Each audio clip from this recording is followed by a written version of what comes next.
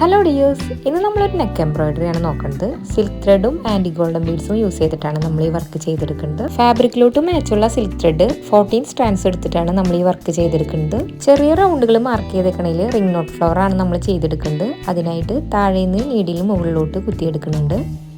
Needle 2 തവണ thread ചുറ്റിയെടുക്കുകയാണ് ചെയ്യുന്നത്. എങ്ങനെയാണ് ചെയ്യണമെന്നുള്ളത് കണ്ടു നോക്കാം.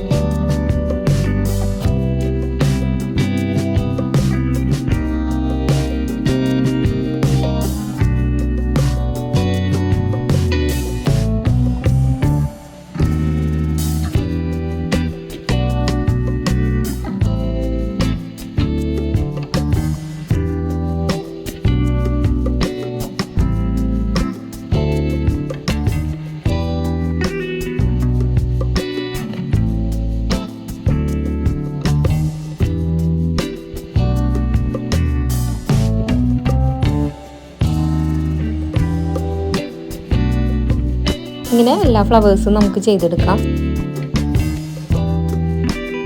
ഇനി നമ്മൾ സെയിം കളർ സ്റ്റോൺസ് ആണ് ഒട്ടിച്ചു കൊടുക്കുന്നത്. B7000ന്റെ ഗ്ലൂ ആണ് നമ്മളിവിടെ യൂസ് ചെയ്തിരിക്കുന്നത്. ഏത് ഫാബ്രിക് ഗ്ലൂ വേണമെങ്കിലും നമുക്ക് യൂസ് ചെയ്യാവുന്നതാണ്.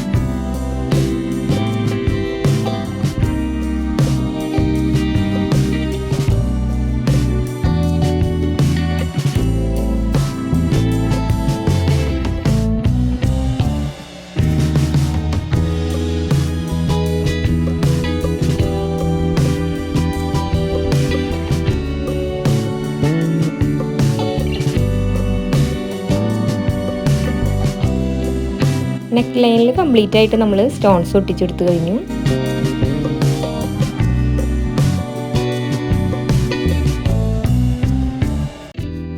ഇനി നമുക്ക് ഫ്ലവറിൻ്റെ സെൻറ്ററിലായിട്ട് വലിയ ആൻറ്റി ഗോൾഡൻ ബീഡ്സ് ആണ് തുന്നി കൊടുക്കുന്നത്. ബാക്കിയുള്ള ഭാഗത്തൊക്കെ ചെറിയ ആൻറ്റി ഗോൾഡൻ ബീഡ്സ് തുന്നിയെടുക്കുകയാണ് ചെയ്യുന്നത്.